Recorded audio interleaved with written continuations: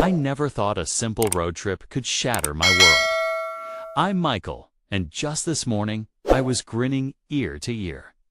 Driving my old SUV with my wife Sarah by my side and my best friends laughing in the back. The open highway stretched before us, promising a weekend of freedom at a lakeside cabana, perfect escape from the grind. But as the miles rolled by, a chilling unease crept into my chest, fueled by whispers and stifled giggles from the back seat. One glance in the rearview mirror changed everything, revealing a betrayal so raw it tore my heart in two. What did I see that made me question 8 years of marriage and lifelong friendships? Stick around to find out. Picture this. I'm standing in the driveway at the crack of dawn. The faint scent of dew on the grass mixing with the aroma of fresh coffee from the thermos in my hand. There's a certain magic in the stillness of a morning like this, a quiet that feels like the world is holding its breath just for you. I'm Michael, 36, and today's the day I've been itching for a road trip with the people who mean the most to me. I've been married to Sarah, my rock, for 8 years now. At 34, she's got this electric energy, a sharp tongue that can cut through any dull moment, and a laugh that could brighten the gloomiest day. Then there's my crew Jake, 37. The guy who can spin a tale so good you'd swear it happened to you. Ethan, 35. The quiet one who sees everything and lets you know with just a sly little smirk. And Marcus, 36. The one who can turn any awkward silence into a burst of laughter with a single quip. These guys. They've been my brothers since our college days, through late-night study sessions, epic parties, and every messy heartbreak in between. I planned this getaway to a lakeside cabin 5 hours from home. A chance to ditch the grind of everyday life and just, breathe. We've got the whole weekend ahead, and I can already taste the freedom. This morning, as the sun peeked over the horizon, we loaded up my old SUVs, still kicking after all these years with coolers stuffed with drinks, fishing rods, and enough snacks to feed an army. The air was buzzing with this giddy kind of excitement, like we were kids as we hit the open road. The hum of the engine becomes this steady heartbeat beneath us, a rhythm that feels like it's carrying us away from every worry we've ever had. I've got the wheel, keeping us at a smooth 65 miles per hour. The endless highway stretching out before us like a promise. On either side, golden fields roll by under the late morning sun, shimmering in a way that makes the world feel softer, almost dreamlike. Sarah's beside me in the passenger seat, her hand occasionally finding mine for a quick squeeze, her touch warm and familiar.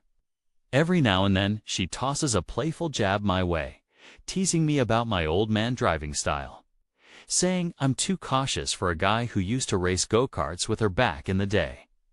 I just laugh it off, telling her I'm making sure we all get to the lake in one piece.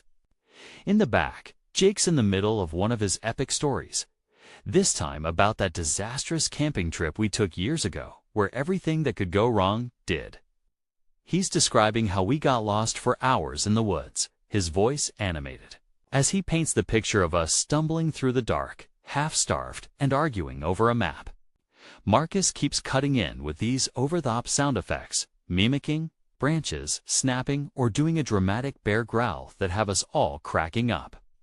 Even Ethan, who's usually content to just listen, lets out a low chuckle, and I catch his amused expression in the rearview mirror, his eyes crinkling at the corners.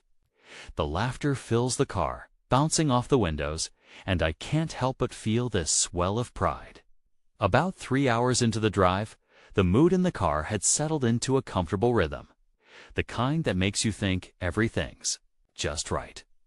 I'm still at the wheel, the highway stretching endlessly ahead, when Sarah suddenly turns to me with a heavy sigh. Her voice cuts through the hum of the engine, sharp and edged with something I can't quite place. Michael, I'm bored sitting up here with you. I'm gonna join the fun in the back. Her words hit me like a cold splash of water. I'm caught off guard, my brows furrowing for a moment, but I don't say anything. I just give it tight. Nod, my eyes fixed on the road as she unbuckles her seatbelt with a click that seems louder than it should. She maneuvers over the center console with ease, slipping into the back seat and wedging herself between Jake and Marcus while Ethan shifts over to make room. I hear the rustle of fabric and a small grunt as she settles in, and I can't help but feel a flicker of annoyance. But I brush it off, telling myself she just wants to chat with the guys to soak up some of their energy. No big deal, right? At first, it seems harmless enough. Her laughter rings out louder than it did up front, sharp and unrestrained, mixing with the guys' voices as they tease her about something I can't quite catch. Their words overlap, a jumbled mess of noise that I can't decipher from my spot in the driver's seat. I grip the steering wheel a little tighter, my knuckles whitening just a bit, trying to focus on the asphalt ahead. But there's this strange pang in my chest, a quiet sense of being left out that I can't shake. I tell myself it's nothing, just my imagination running wild, and I keep my eyes forward. Then, after a few minutes, the laughter stops. It's abrupt, like someone flipped a switch, and the silence feels heavier than it should. Curiosity gets the better of me, and I glance into the rearview mirror, just a quick peek to see what's going on. My heart stumbles in my chest at what I see. That glance in the rearview mirror shattered something inside me. And now, as I keep my eyes locked on the road, the final hour of this drive feels like an eternity carved out of pure torment. Each mile marker we pass is a cruel taunt, a reminder of the betrayal unfolding just behind me, out of sight but never out of mind. I can't bring myself to look in that mirror again, not after what I saw. It's too much, too raw, so I stare straight ahead, the endless stretch of asphalt blurring into a gray haze. But even without looking, I can't escape it. Whispers drift up from the back seat, soft and secretive, punctuated by stifled giggles that slice through me like a blade. Each sound twists the knot in my gut tighter, making my chest ache with a pain I can't name. My mind spirals as the miles drag on, pulling me back to memories of Sarah and me in better days. I see our wedding day so clearly, her in that flowing white dress, her smile brighter than the summer sun, promising forever as we danced under a canopy of twinkling lights.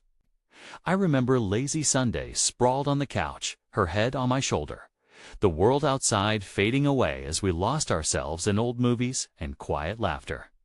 How did we get here? Did I miss something along the way? Is there a crack I didn't notice? A sign I ignored? Or is this somehow on me, a failure I can't yet understand? And it's not just Sarah. My thoughts turn to Jake, Ethan, and Marcus, my brothers, my family. We've shared everything from the wild highs of youth to the steady grind of adulthood. How could they be part of this? How could they sit there, acting like nothing's wrong, while I'm unraveling up here? My emotions churn, swinging wildly between a burning rage that makes my blood boil and a cold numbness that creeps into my bones, leaving me hollow. My hands grip the steering wheel so hard my knuckles turn white, the leather creaking under the pressure. Without even realizing it, my foot presses down on the gas, the speedometer creeping up to 80 miles per hour as we finally pull into the gravel lot by the lakeside cabin. The weight of the last hour presses down on me like a physical force. I cut the engine, the sudden silence amplifying the storm inside me. I take a deep breath, my hands still trembling on the wheel, and then I move. I step out of the SUV slowly, each motion deliberate, as if I'm testing the ground beneath me.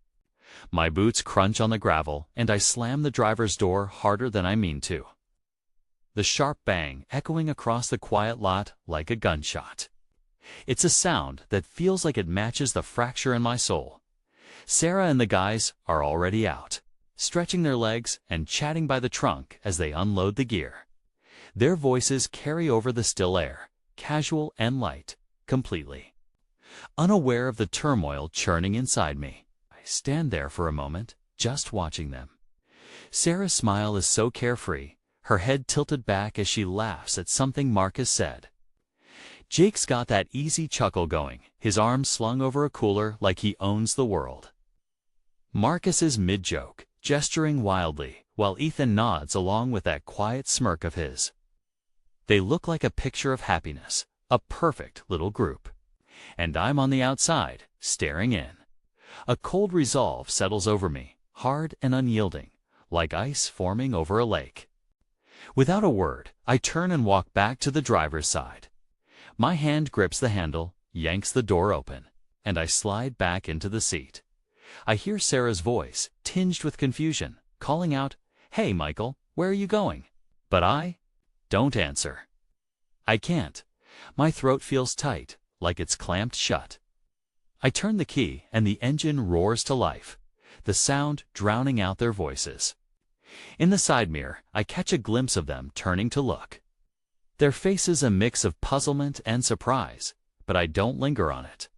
I shift into gear, the transmission grinding just a bit under my rough handling, and I pull out of the lot. Gravel crunches loudly under the tires. The drive back home feels like a descent into some endless void.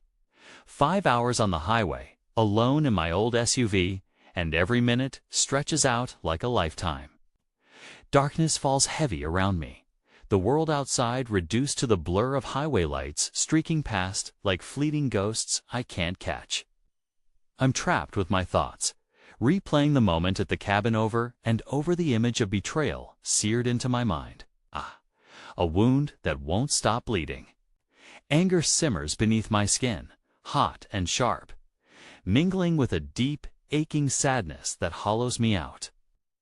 Yet, there's something else too, a strange flicker of liberation. Like I've shed a weight I didn't even know I was carrying. My hands grip the wheel, steady but tense as I push through the night. The hum of the engine, the only sound in this suffocating silence. About halfway home, I pull over at a desolate gas station, the neon sign flickering like it's on its last legs. I step out into the biting cold, the night air slapping against my face as I stand by the pump. I catch my reflection in the car window pale, hollow-eyed, a stranger staring back. I barely recognize myself, like the man I was this morning got left behind somewhere on that gravel lot. The pump clicks off, and I linger there a moment longer, the chill seeping into my bones, before climbing back into the driver's seat and pressing on. It's past midnight when I finally pull into my driveway. The house looms dark and empty, a shell of what it used to be. I step inside, the silence so thick it feels like it's pressing against me, suffocating. I don't bother with the lights. I don't need them to know where I'm going. My feet carry me straight to the bedroom, each step heavy with purpose. I start packing Sarah's things, moving with a mechanical precision that keeps the pain at bay. Her clothes come out of the closet in handfuls, dresses and sweaters I've seen her wear 100 times. Each one a memory I can't afford to keep. I grab her books from the shelf, the memories they hold becoming too painful to bear. Don't forget to subscribe, like, and comment if you enjoyed this story. This will help us create more engaging stories for you.